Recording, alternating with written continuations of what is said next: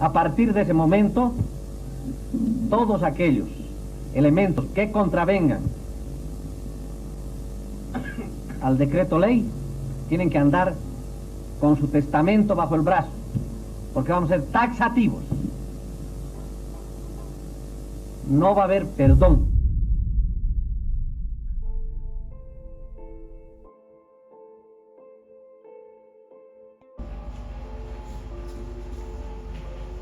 En primer lugar, buenos días. Un gusto. Ya. ¿Quién es? ¿Cómo se llama? Soy Morgan López Baspinelli.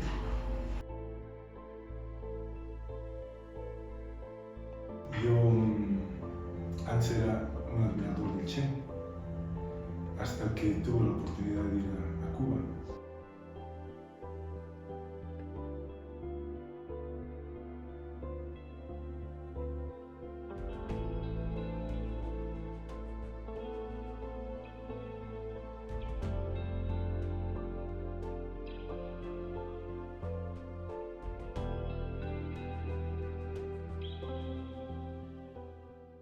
Bueno, el proceso político en el país es un proceso siempre difícil, un proceso político.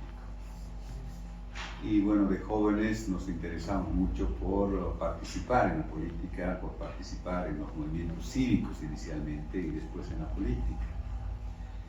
De estudiantes en la universidad nos preocupamos, nos entusiasmó la tarea de organizarnos en la universidad, ya sea en el curso, en la facultad. Y eso, bueno, nos dio una visión un poco más amplia para participar en la política departamental y nacional. Y bueno, lo que hoy vivimos como democracia, como proceso democrático, es un logro muy grande de toda una generación de jóvenes que participamos para recuperar o para finalmente iniciar un proceso democrático en el país. Antes de eso, el país vivía una incertidumbre política muy grande, una inestabilidad política muy grande. Y por lo tanto, en la política intervenían los militares y en muchos procesos los militares condujeron políticamente el país, haciéndose el gobierno a la fuerza. Varios, por eso creo que la mayor cantidad de presidentes son militares. Sí. Y no hay cosa más preciada en esta vida, a mi juicio, que la libertad política. La libertad del ciudadano, que pueda el ciudadano elegir libremente lo que va a hacer en esta vida y cómo va a aportar a su país y cómo se va a desarrollar el individuo. Pero para llegar a eso hubo muchos sacrificios, muertes, exilios, encarcelamientos, etc., de toda una generación. Inclusive en ese proceso, una vez aperturado el proceso democrático, las elecciones con Banzer, se dio otro cruento golpe que fue más duro inclusive que el de antes, el golpe de García Meza. Entonces ahí nuestra generación, mi generación, participó activamente en la resistencia a ese gobierno. Una resistencia junto al pueblo boliviano, sus instituciones, las mujeres, que finalmente logramos que este gobierno se vaya. Pero en el lapso de ese tiempo, en esos 2 años que duró este golpe, que duró este gobierno de facto, fue muy grave. O sea, exilios, muertes, ejecuciones, encarcelamientos. Y bueno, yo soy uno de las tantas víctimas que tuvo ese gobierno de facto. ¿No? Me encarcelaron, estuvo 4 meses en la cárcel, ¿no? Condiciones realmente infrahumanas.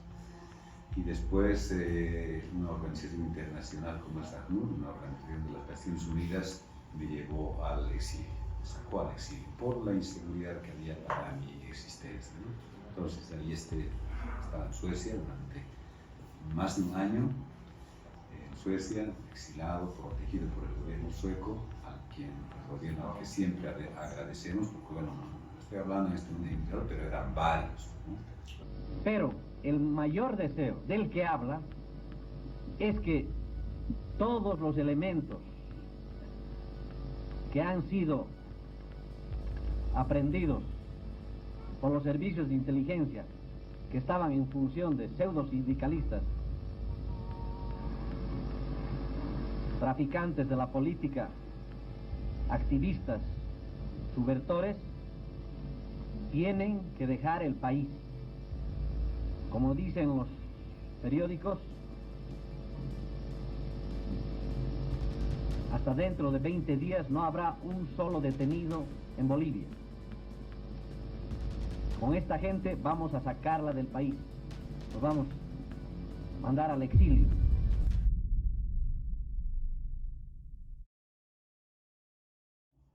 Tenía actividad política clandestina en La Paz. Primero en Sucre fui promovido a La Paz para seguir trabajando, porque hay que conspirar contra un gobierno de facto. Entonces estamos en la tarea de conspirar, de quitarle base, ¿no?, y credibilidad al gobierno. Entonces estamos trabajando en la organización de diferentes sectores en La Paz, y ahí fui sorprendido con un apresamiento, ¿no?, un apresamiento brutal, ¿no? Claro. Es decir, con vejámenes, con maltratos, con torturas, de toda naturaleza. Fue un momento muy crítico, tanto para uno que está ahí, pero también para la familia, ¿no? ¿Cómo fue el tema en la cárcel? Me comenta que hubo torturas. ¿Pasó por alguno usted? ¿O vio a alguien pasar por algo No, parecido? por supuesto, la cárcel es una acción destinada a someter al individuo. Meter en la cárcel para que tú te disminuyan, para que te sometan y para que seguramente te quieran hacer cambiar tu forma de ver, forma de pensar las cosas. Y las torturas son horribles, pues, horribles, un maltrato que solamente a veces ves en las películas, ¿no? Te pasan corriente eléctrica, te someten a los tuzillos de agua, te flagelan, ¿no? Entonces hay eso, por lo menos en la primera parte del encarcelamiento, los 2 primeros meses, ¿no? Noche tras noche, y escuchas además en la cárcel cómo se quejan los otros presos, cómo se escuchan los alaridos de los presos. Entonces es una cosa que obviamente no tiene por qué pasar un ser humano, porque es un abuso, es un atropello a la dignidad humana. Y el exilio también pues es una dificultad, porque llegas a ver desde Bolivia a un país como Suecia, llegué más o menos en el mes de noviembre, diciembre a Suecia y era toda oscuridad, nieve y oscuridad, ¿no? O sea, no tenía ninguna relación con tu vida anterior y solamente puedes sobrevivir gracias a la actitud solidaria de esa gente que te da techo, que te da comida, que te protege, que te permite de alguna manera estudiar, etc. Vives gracias a eso, ¿no? Pero es otro mundo totalmente. Primero es el idioma, que uno de sueco ni sospechaba, ¿no? Así que fueron momentos difíciles. Hoy pues, los veo como una experiencia, ¿no? Como una experiencia dura, pero finalmente una experiencia donde sabes valorar la solidaridad humana, así como hay un bruto como el García Mesa, que toma el poder a la fuerza a punta de metralla. Hay gente con una gran solidaridad, una gente que está a 12.000 kilómetros de distancia, que se solidariza con tu actitud, con tu accionar, con tu manera de pensar y te protege. No, Esto voy a hacer un momentito para... yo voy a abrir un ratito, que no hay persona. Sigue. No, yo llegué al MIR en 2000, hace 20 años, 25 años. Y bueno, yo llegué al MIR por una condición político-ideológica que en ese momento abrazaba el MIR, que era la democracia, fundamentalmente. Yo antes era un admirador del Che, hasta que tuve la oportunidad de ir a Cuba.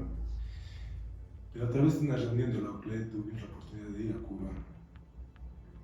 Una reunión en la cual estuvimos todos los jóvenes de la OCLE, de la cual es miembro de la Confederación Universitaria Boliviana. Y al ver la realidad de Cuba me decepcioné de la revolución cubana. Volví y hablé con el embajador de Cuba, me acuerdo, Santiago Feliu en ese entonces, y le dije que mi relación con la embajada de Cuba y con el proyecto, con la forma de hacer política de Cuba había roto. Y desde esa vez nunca más fui porque es un gobierno tiránico. Después, el MIR, fui militante del MIR. Inicialmente fui militante de base, era ya ejecutivo del Centro de Estudiantes de mi facultad. Y una de las condiciones que se exigía para ser un dirigente en el MIR en ese entonces, tener acumulación política. Y la acumulación política lo demostrabas siendo presidente de tu curso o presidente o ejecutivo o miembro de una dirección estudiantil. De esa manera fui primero responsable del bloque universitario del MIR y luego fui jefe de juventudes del MIR departamental de Chuquisaca y posteriormente fui secretario ejecutivo de la Juventud Nacional del MIR, a la cabeza en ese entonces de Jaime Paz Pereira. Segundo estaba Gary Peña de Santa Cruz y el tercero de Aníbal.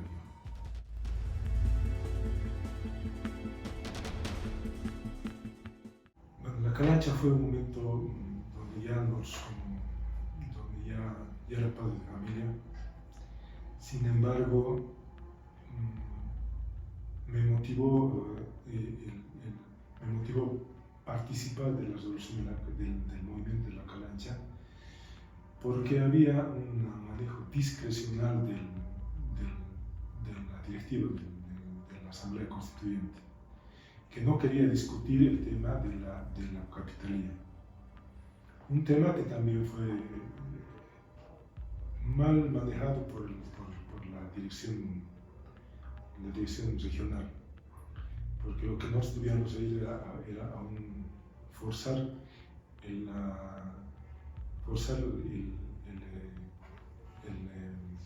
la consulta popular, porque decíamos el reglamento, lo que no había acuerdo tenía que ir a un referéndum.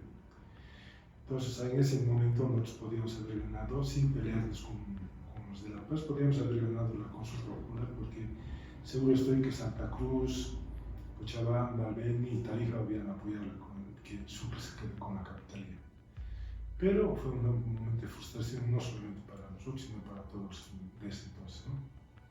Pero fue a ver, ¿qué te puedo contar de eso? En la mañana estuve ahí, volví a mi casa, volví a almorzar y en la tarde ya se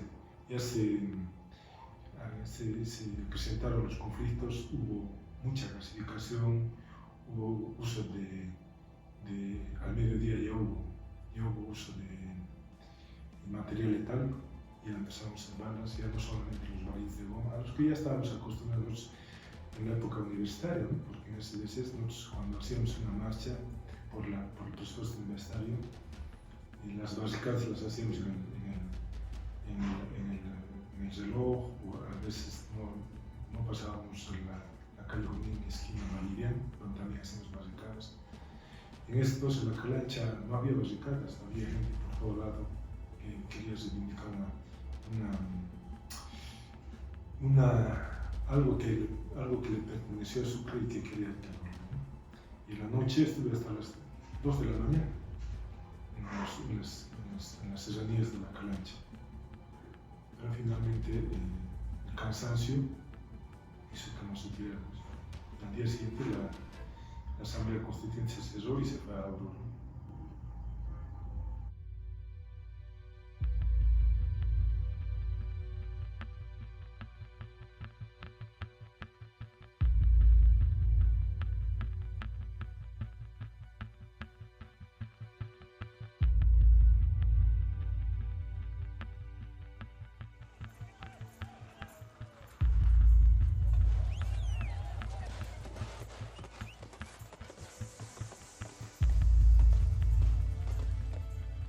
Y tuve que firmar obligadamente frente a lo que me venía encima, mis ministros presos, los paramilitares en la calle, la central obrera tomada, los medios de comunicación exactamente igual, acallados, toda una situación anormal.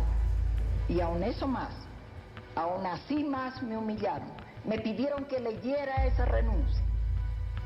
Y la leí con lágrimas y la leí entre sollozos y con el corazón desgarrado. La ley.